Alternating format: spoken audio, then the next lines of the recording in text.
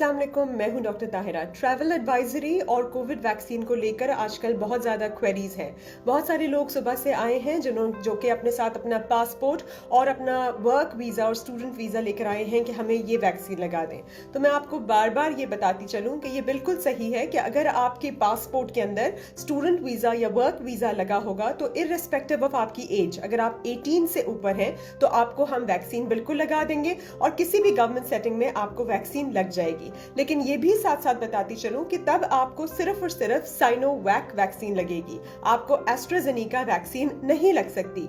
Even though Saudi अरब और बहुत सी countries हैं जिन्होंने स्पेसिफाई किया हुआ है कि आपको या तो फाइजर या जॉनसन एंड जॉनसन या मॉडर्ना या एस्ट्राजेनेका ही एक्सेप्ट होगी। लेकिन पाकिस्तान में फाइजर और मॉडर्ना और जॉनसन मौजूद नहीं है, ना ही उसके जुलाई तक या आगे आने के इम्कानात हैं। उसको टेम्परेचर स्टोर करने के लिए भी -70 डिग्री टेम्परेचर चाहिए होता है और उसको इस वक्त लाना बहुत मुश्किल है। इस वक्त पाकिस्तान में सिर्फ और सिर्फ 3 किस्म की वैक्सीन लगाई जा रही हैं, जिसमें कि 2 चाइनीज हैं, साइनोफार्म और साइनोवैक। साइनोफार्म आपको पहले लगाई गई थी और अब भी जिन लोगों को फर्स्ट डोज साइनोफार्म की लग गई थी उनको सेकंड डोज साइनोफार्म की लगाई जा रही है। कन्वेंशनल चाइनीज वैक्सीन है। जो साइनोवैक है इस वक्त वो जो है 30 साल से ऊपर के सभी लोगों को लगाई जा रही है, 18 साल से ऊपर के हेल्थ केयर वर्कर्स को लगाई जा रही है और वो सारे लोग जिनके पास पासपोर्ट के अंदर स्टूडेंट वीजा है या वर्क वीजा है या किसी भी और कंट्री को ट्रैवल कर रहे हैं जिसकी रिक्वायरमेंट वैक्सीन है,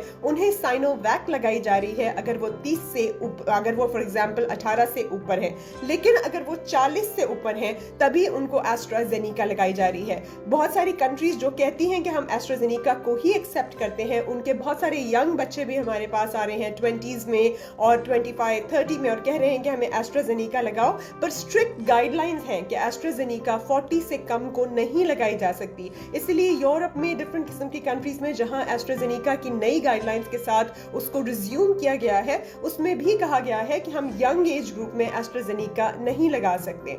और जो लोग कह रहे हैं कि हमें फाइजर या मॉडर्ना या जॉनसन एंड जॉनसन लगाएं, उनको भी बताया जा रहा है कि उस यहाँ पे पाकिस्तान में मौजूद नहीं है।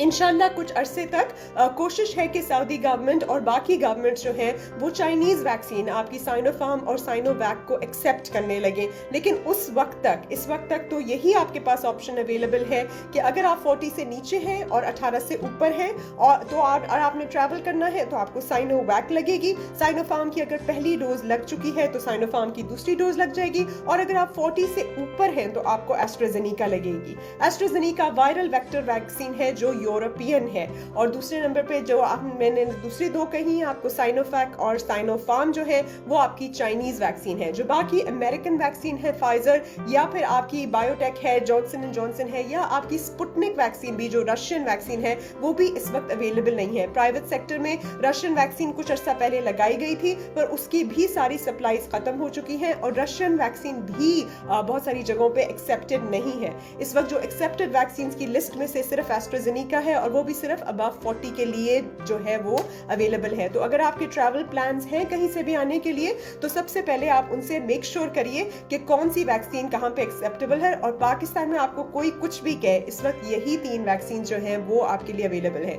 दूसरे नंबर पे वैक्सीन के बीच में गैप होता है। साइनोवैक और साइनोफार्म के बीच में जो है 21-28 डेज गैप होता है और जो आपकी एस्ट्राजेनेका है उसके बीच में 70 to 80 डेज का गैप होता है। अब इस गैप के दौरान अगर आप ट्रैवल करना चाहते हैं तो आपको फर्स्ट डोज लगने के बाद एक रिसीट मिल जाएगी जिसमें लिखा होगा कि आपको इस वैक्सीन की डोज फर्स्ट ये लगाई गई है और आप एलिजिबल हैं कि दूसरी डोज आप जाके अपने कंट्री ऑफ अराइवल में वही वैक्सीन लगवा लें।